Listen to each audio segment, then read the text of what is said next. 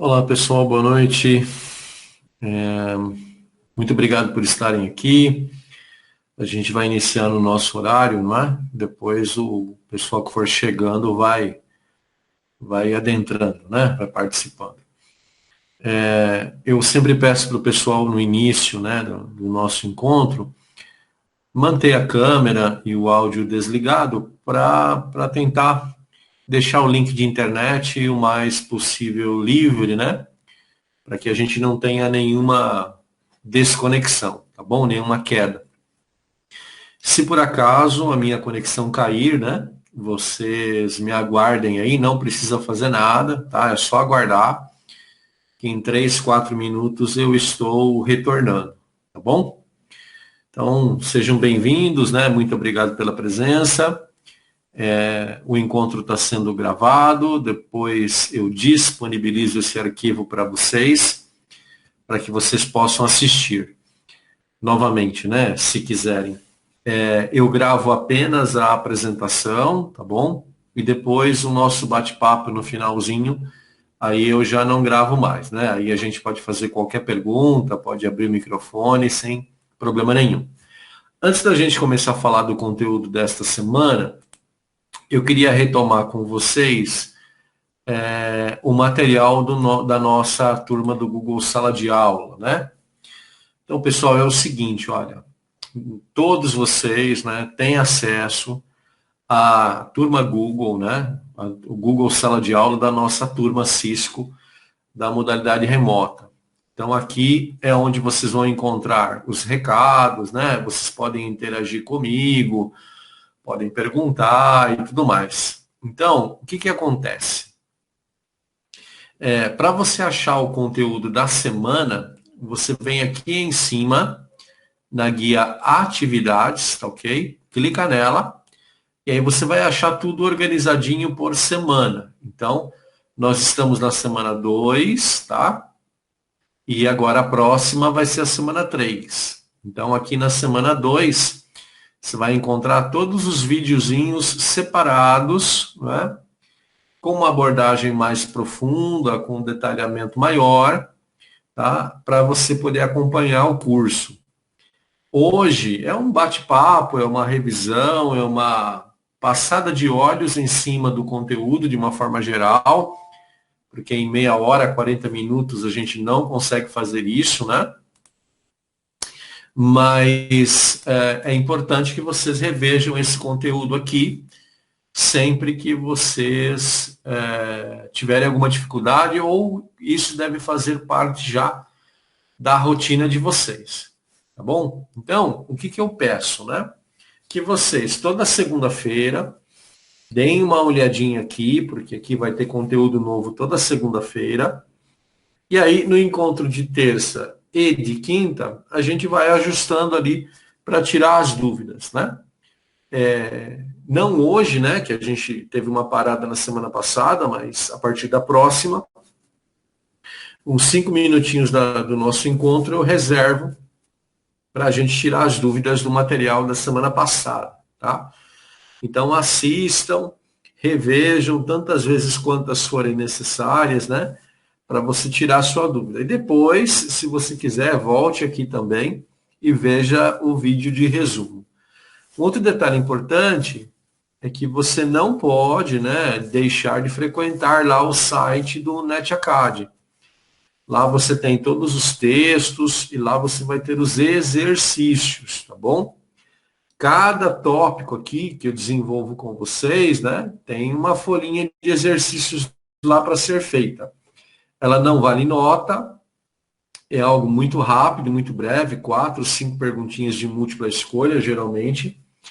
E aí você vai fazer para testar se você entendeu aquilo que foi passado. Tá bom? Então, reserve um tempo aí na sua agenda ou comece a reservar esse tempo para assistir a esses vídeos durante a semana, ver o material do NetAcad e fazer as questões, tá bom? Esse capítulo 1, a gente deve ter mais uma semana ou duas de conteúdo ainda. E aí só depois é que eu vou liberar o exame para vocês, tá? Então, a gente ainda está um pouquinho devagar, mas logo a gente já entra num ritmo mais acelerado, tá bom? Então, esse era o recado geral que eu queria passar para vocês. Vamos agora falar especificamente do conteúdo abordado nessa semana. Os slides que eu vou apresentar aqui para vocês, eu compartilho depois também, junto com o vídeo, para vocês poderem acompanhar, tá bom? Esse material, ele é da própria Cisco, tá? É um material original. Então, eles fazem esse material já padrão, então todo instrutor Cisco tem, tá? E aí a gente pode compartilhar, não tem problema nenhum. O capítulo 1, ele trata da introdução ao hardware do computador pessoal, né? É o desktop, nesse momento nós focamos no desktop. E agora, hoje, a gente vai falar dos componentes do PC, tá bom?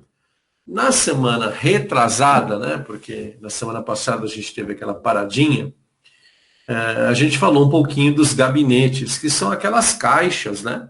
Onde você tem todas as peças do computador. O gabinete ele tem vários tipos, vários tamanhos, né? O horizontal, o vertical tipo torre, o mini torre e aquele modelinho all-in-one, né? O tudo em um. E há outros que são levemente diferentes em relação a esses 4 modelos que eu falei para vocês, tá? Ele influencia, é óbvio, né? Na quantidade de coisas que você vai poder colocar lá dentro, porque um gabinete grande, com muito espaço interno, ele permite que você coloque muitas coisas lá dentro. Um gabinete pequeno, compacto, permite que você coloque menos coisas, tá bom? Um detalhe importante, esse gabinete deve ter um bom fluxo de ar, tanto interno quanto externo, tá bom?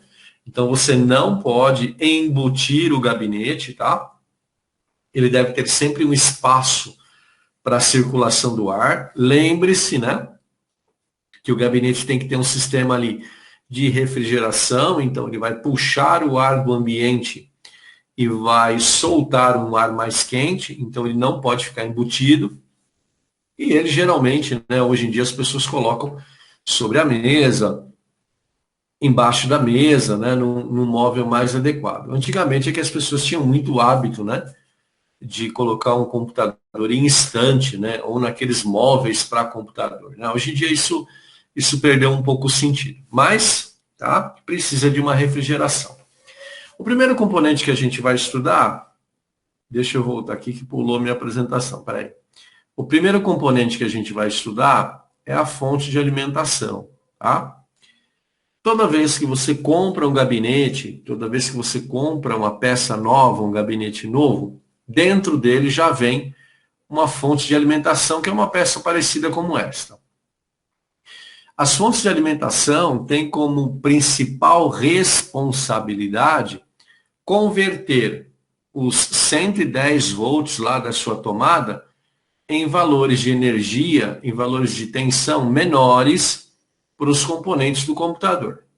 Tá bom? Então, a fonte de alimentação, ela pega 110 da tomada e converte, troca, transforma em 3 tensões basicamente, tá? Em 3 níveis de energia. 12 volts, 5 volts e 3,3 volts. E por que esses valores, né? Bom, na verdade, tudo isso tem um fundamento técnico, né? Motores, de forma geral, são alimentados pela linha de energia de 12 volts. As placas, né, os componentes internos ao computador, são alimentados por energia de 5 volts. E tem 2 componentes na máquina, né, que a gente vai falar sobre eles daqui a pouquinho, o processador e as memórias, que trabalham com energias, né, com tensão de 3,3 volts. Tá bom? Então, tudo isso é para fazer os componentes funcionarem. A fonte de alimentação, ela tem um sistema de refrigeração forçada próprio. Tá? Geralmente é um ventilador como esse aqui. Tá? Tem fontes, inclusive, que não tem um só. Tem 2 ventiladores. Tá? Isso é absolutamente normal de acontecer, tá bom? A fonte de alimentação, ela alimenta tudo aquilo que está dentro do gabinete de energia, mas hoje ela também tem uma responsabilidade muito grande, que é alimentar aqueles dispositivos que a gente coloca nas portas USB, tá? A gente não deixa o celular carregando lá na porta USB, né? Então, de onde vem a energia para carregar esse celular? Vem da fonte de alimentação. Então, quando você vai montar um computador, quando você vai projetar um computador para alguém ou para você, é importante que você dimensione tudo isso, tá? O consumo de energia de todos os componentes dentro do gabinete deve ser responsabilidade da fonte de alimentação, tá? Então, quanto mais coisas você tiver lá dentro, mais capacidade de fornecer energia a fonte deve ter, tá bom? Toda fonte tem um conjunto de fios, tá? Um conjunto de fios, e esses conjuntos de fios têm nas suas pontas terminais, tá? Lá no vídeo da semana, eu mostro e falo para vocês detalhadamente o nome de cada um, né? Para que serve. Mas hoje aqui, o que interessa? É você saber que existem conectores, né, diferentes para cada peça dentro do gabinete, tá bom? Então, é para isso que servem essas pontas diferentes aqui. E a fonte de alimentação tem muitas dessas pontas, tá? Muitas mesmo, tá bom? O outro componente importante que a gente vai falar e que também está dentro do gabinete é a placa-mãe, tá? Placa-mãe em português e motherboard em inglês, bom? Placa-mãe, pessoal, é uma peça dentro do computador que vai receber todas as outras peças. É como se ela fosse o núcleo, né, de conversa da placa do computador. Tudo vai para ela, tá? Então, ela deve ser escolhida de acordo com a necessidade da pessoa que vai usar aquele computador. Então, computadores para pessoas que jogam têm um determinado tipo de placa-mãe. Computadores para pessoas que vão trabalhar no escritório têm um outro tipo de placa-mãe. Nós vamos ter um capítulo mais adiante, né, que vai tratar só disso especificamente. Então, nesse momento, o que você precisa entender? Que dentro do gabinete tem uma peça chamada placa-mãe, que é uma placa de componente eletrônico, tá? Que vai receber vários fios, várias conexões diferentes para o computador poder funcionar. Existem vários modelos diferentes de placa-mãe, tá bom? Cada uma de acordo com as necessidades da pessoa que vai comprar. Tá? Vários modelos diferentes e vários tamanhos. Por isso que é importante você saber o tipo de gabinete que você vai usar. Porque tem placa que não cabe naquele gabinete mini torre. Então, você, antes de fazer a compra, você deve olhar todos esses detalhes. Ainda na placa-mãe, né, ou ainda falando da placa-mãe, ela recebe um nome técnico, tá? Um nome técnico chamado backbone. Backbone é um concentrador, tá bom? É uma peça que vai concentrar todas as outras peças. Vocês vão me ouvir falar muito do termo backbone lá quando a gente estiver falando das redes e da internet, tá? Porque a internet é um backbone gigante. Então, vamos entender assim, ó, placa-mãe é um componente que é conhecido como sendo um backbone do computador, tá? Um concentrador. Falando em componentes que vão na placa-mãe, a gente vai falar da tal da CPU, né? Que para nós, na verdade, CPU é unidade de processamento central ou processador. Essa peça, né? Essa peça, ela é o cérebro do computador. Tá? É nesse cara que as informações vão ser processadas. É ele o responsável por pegar as informações que o usuário digita, as informações que o usuário clica e converter em uma resposta, tá bom? Então, o processador, ele é um componente que vai encaixado, que vai conectado à placa-mãe. Legal? E também, para cada finalidade, a gente tem um processador diferente, tá? Então, se a pessoa vai jogar, é um processador que é o recomendado. Se ela vai fazer um computador para trabalho, para banco de dados, né? É outro processador, tá bom? Então, isso é importante você definir no momento de montar a máquina. E também no momento de comprar uma máquina, se for o caso, né? A gente tem no mercado, né? É só você entrar num site de loja aí. A gente tem no mercado computadores de R$ 1.000 e computadores de 4.000. Qual que é a diferença, tá? É placa-mãe, é processador e outras coisas mais, tá bom? Então, o processador é uma peça eletrônica que vai colocada na placa-mãe e que é o responsável por processar as informações. Ele é um componente que esquenta muito, tá? Ele troca muito calor. Então, ele tem, para ele, especificamente para ele, um sistema de refrigeração. Parecido com a parte de trás da sua geladeira, tá? Com aquele alumínio que tem ali atrás, né? Aquela gradinha ali. O sistema de refrigeração de um processador, ele existe para que o processador trabalhe uma temperatura menor. Para vocês terem uma ideia, né? Processadores hoje trabalham na faixa de 92, 93 graus Celsius, ou seja, é quase água fervendo ali dentro da máquina. Então, para não causar nenhum problema para ele ou para a máquina, então existe esse sistema de refrigeração. A gente vai ver isso com muito cuidado lá no capítulo 3, tá bom? Um outro componente que também vai na placa-mãe são as memórias, tá? E aqui, pessoal, é para fazer analogia mesmo com a nossa memória, né? A placa-mãe, ela trabalha com dados e esses dados precisam ficar guardados em algum lugar, tá? Então, enquanto o processador está processando, as memórias estão guardando esses dados temporariamente. Temporariamente, tá bom? Porque depois a gente vai transferir para um outro lugar, tá?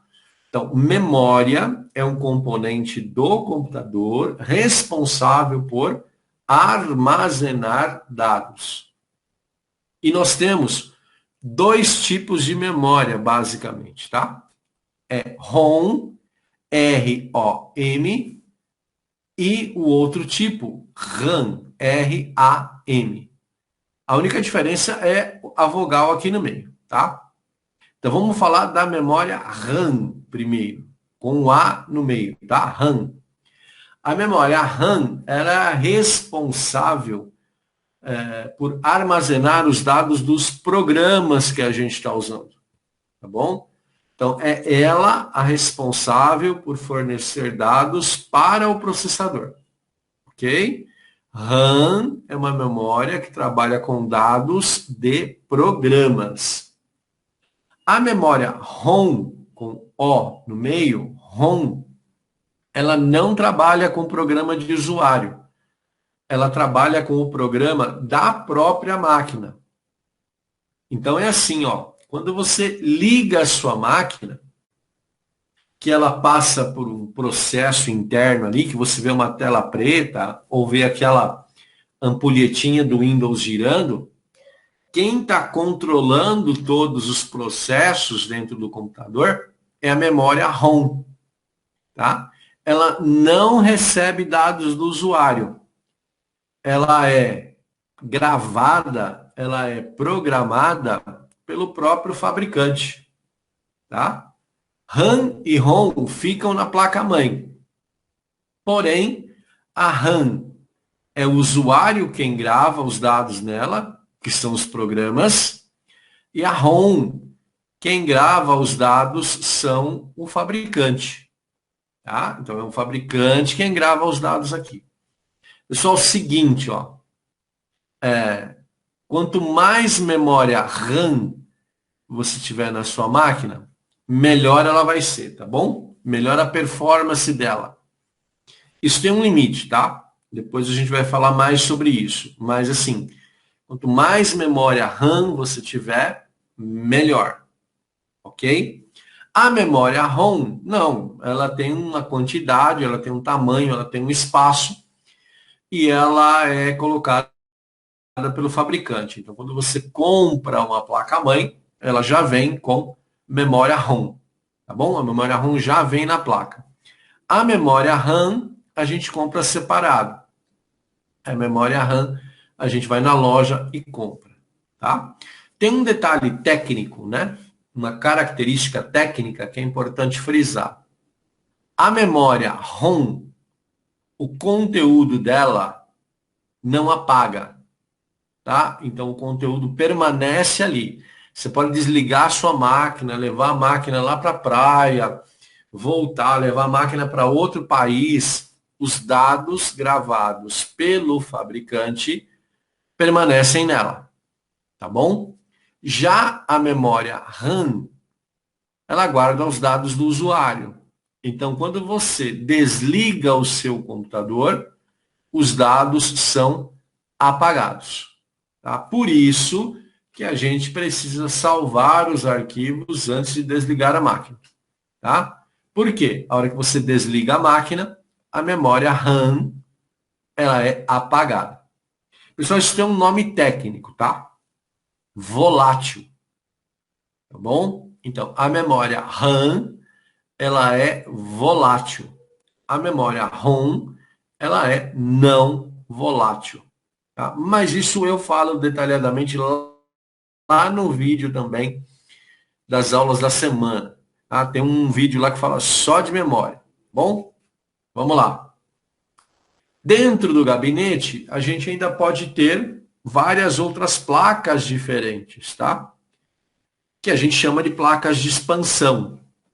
A gente pode ter placa de som, a gente pode ter placa de vídeo, podemos ter placa de rede wireless, tá? Todas essas placas são externas à placa-mãe e são encaixadas nela.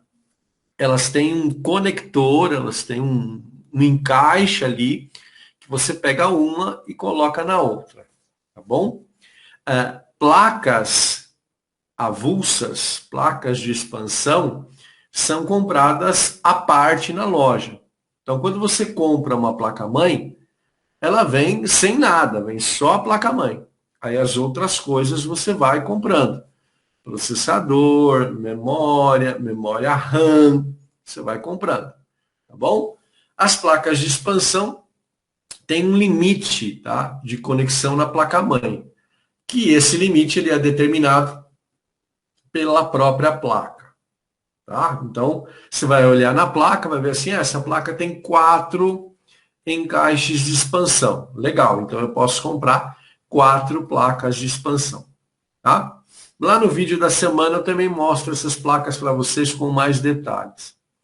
Lembra que eu falei de guardar os arquivos, né, antes de desligar a máquina? Então, a memória RAM tá lá com os dados do usuário bonitinho. Aí o usuário vai desligar a máquina. Então ele vai salvar o arquivo dele. Este salvar o arquivo é gravar esses bits dentro de uma peça. Essa peça é o que a gente chama de dispositivo de armazenamento. Tá bom? Dispositivo de armazenamento. Esse cara pode ser o famoso HD, o famoso SSD, pode ser um HD externo, né? Aquele que a gente compra na loja e coloca na porta USB. São aquelas unidades C e D que você encontra lá no seu Windows, né? Aquilo ali é dispositivo de armazenamento. Pessoal, quando você guarda os dados, né, da memória RAM no HD, e eles são colocados no HD, eles não se perdem mais quando você desliga a máquina. Tá? É só você lembrar de quando você está lá no Word e você salva um arquivo. A memória está trabalhando com um arquivo aqui. Tá? Estou trabalhando. Aí você mandou salvar. A memória pega todas as informações dela e eletronicamente transfere para o HD. Tá bom? Para o disco rígido, para o dispositivo de armazenamento. Então, ele é necessário para o funcionamento da máquina. Aliás, ele é uma peça fundamental. Também, né? Quanto mais espaço de armazenamento você tiver, mais coisas você consegue guardar. Tá? Mais vídeos, mais imagens, mais textos, mais programas. Tá? Então, o tamanho do disco, né? O tamanho do HD é importante. Quanto maior esse tamanho, mais caro ele fica. Tá bom? A história é bem essa mesmo, tá? Ainda olhando dentro do gabinete, né? Ainda olhando para a placa-mãe, a gente vai achar um componente ali que é fundamental, né? Fundamental nesse processo, que é o conectorzinho de vídeo ou a saída de vídeo. É onde você vai colocar o cabo ali. Tecnicamente, a gente chama isso de porta de vídeo, tá bom? Essa porta de vídeo é um componente que sai da placa-mãe, vai lá para a parte de trás do gabinete, e aí você vai lá e coloca o conector. Pessoal, porta de vídeo, né? Tem vários tipos, tem vários formatos, tem vários padrões. Mas todo computador tem uma porta de vídeo. Aí você pode falar assim para mim, professor, mas o meu notebook já tem uma tela. E eu vou dizer para você assim, legal, realmente, ele tem uma tela. Mas ele também tem um conectorzinho, uma porta de vídeo para você, se você quiser, ligar numa tela maior, ligar num projetor, né, ligar numa TV. Então, é possível se fazer isso. Todo computador tem uma porta de vídeo. E além da porta de vídeo, a gente também tem outras portas, né? Outros locais aonde a gente conecta coisas. Por exemplo, a gente conecta lá o cabo USB do mouse, o cabo USB do teclado, a gente conecta o cabo da internet, né? O cabo de rede. Então, todos esses conectores também são portas. Tecnicamente, eles se chamam portas, e cada um deles tem uma responsabilidade. Tá? Essa responsabilidade é de entregar alguma coisa para a gente. Tá? Porta USB, ela vai entregar lá um sinal para o mouse, um sinal para o teclado, para o nosso celular, para o pendrive. Né? As portas de vídeo entregam sinais de vídeo. Aquele conectorzinho, né, para a caixinha de som, para o alto-falante, aquele conectorzinho para o microfone, também são portas de comunicação, tá bom? E cada uma delas tem a sua finalidade. O problema das portas de vídeo é que elas têm formatos diversos, tamanhos diversos, e aí elas vão exigir de nós, né, um conector correto. Eu sei que se você já foi mexer na sua TV, ou quando você comprou a TV, tinha lá a necessidade de você ter um tal de cabo HDMI, né? Aí tem lá um outro RCA, aí tem um outro lá que é o cabo RGB, aí depois tem o cabo VGA. Então, assim, pessoal, vídeo, a gente tem vários formatos, vários padrões, e cada um deles tem o seu cabo. Esses cabos geralmente vêm com os produtos quando a gente compra, mas pode ser que você precise substituí-los. Então você precisa saber que tipo de cabo é o que você vai comprar. Tá? Hoje o que a gente é mais comum, né, o que a gente mais encontra é o padrão HDMI, que é o padrão de sinal digital.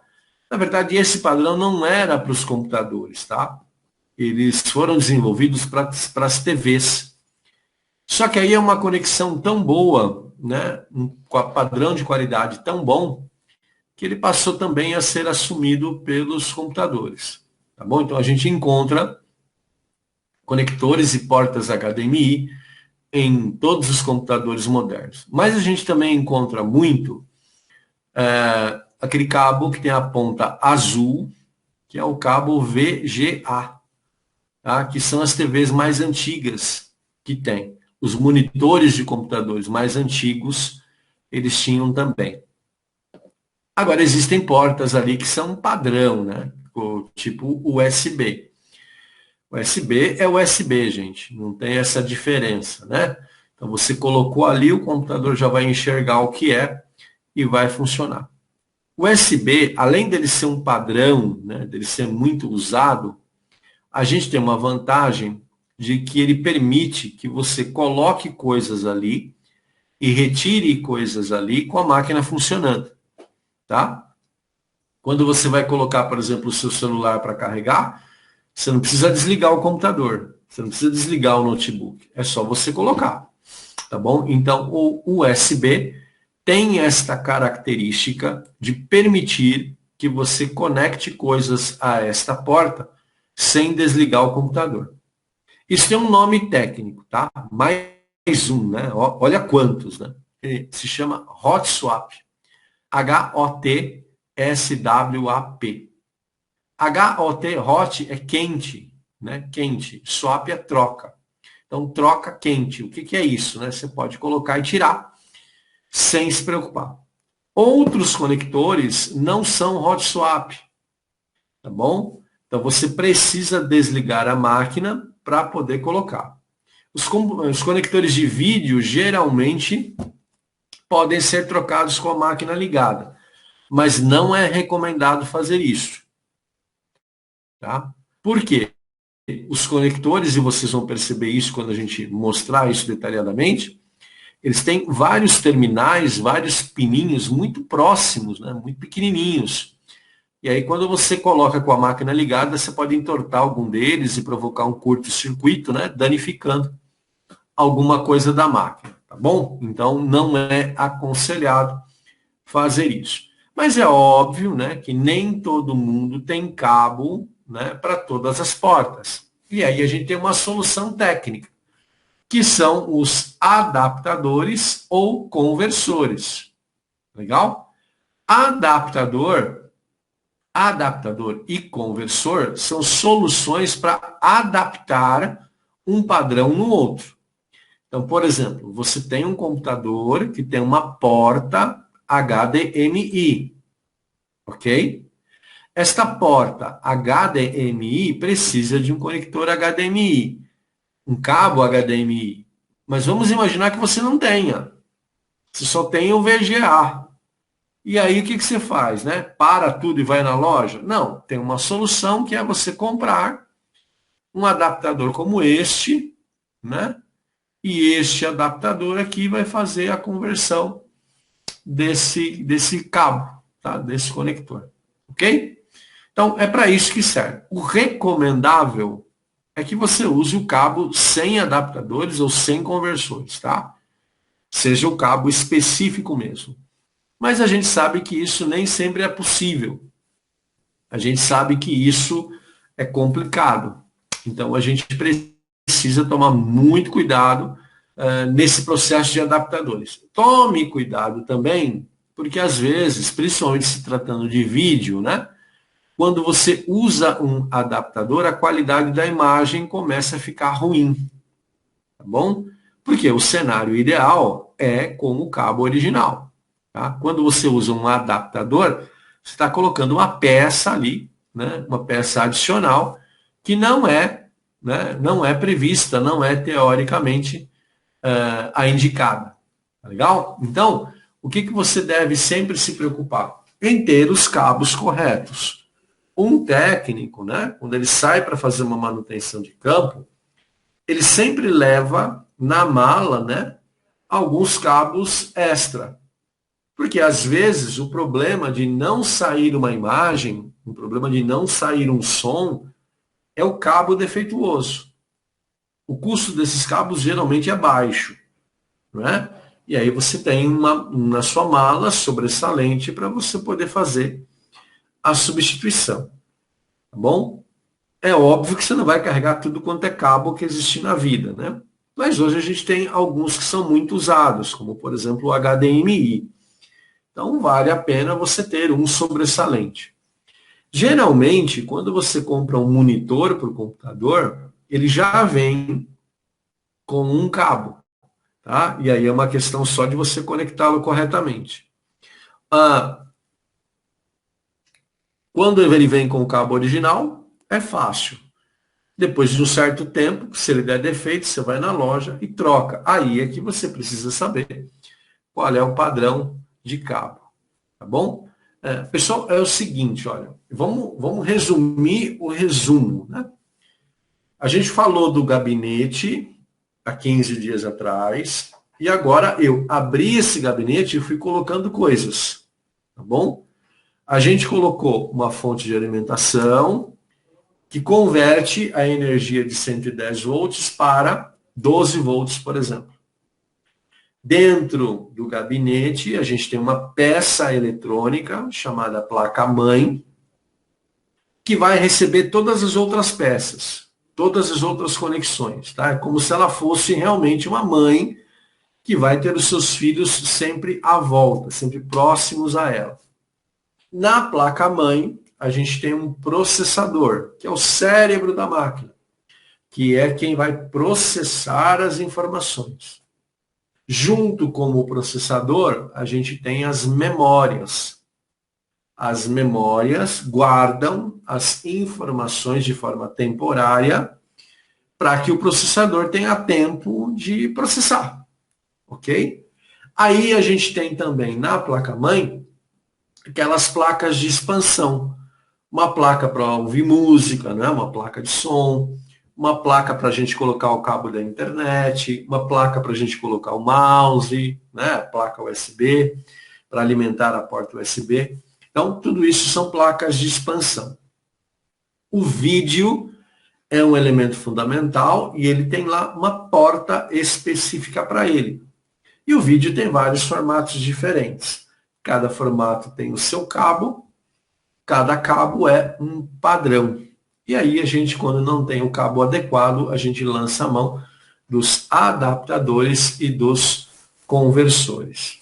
Tá bom? Pessoal, lá no material da turma do Google, né, Google Sala de Aula, vocês têm esses vídeos todos mais detalhados, específicos e separadinhos. Por isso que eu coloquei lá 2A, 2B, 2C, né? Aula 2A, aula 2B, aula 2C. Aqui o objetivo é dar essa passada geral para você não se sentir tão perdido. Faça os exercícios. Leia o material. Né? Caso você encontre dificuldade, lê de novo, não entendeu, me chama, tá? Manda um e-mail ou deixa uma mensagem lá no Google Sala de Aula, tá bom? Para que a gente possa se ajudar. Eu não sei quanto tempo a gente vai ficar assim, tá? No remoto, não sei, não tenho essa ideia. Acho que ninguém tem ainda. Então, a gente vai levando desta forma. Óbvio que o ideal seria que nós estivéssemos lá na escola, você pudesse manusear essas peças, como a gente sempre fez.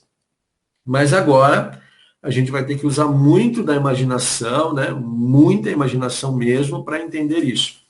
Então, essa relação de vocês comigo, né? Ela é fundamental para que você não sinta tantas dificuldades assim. Tá bom?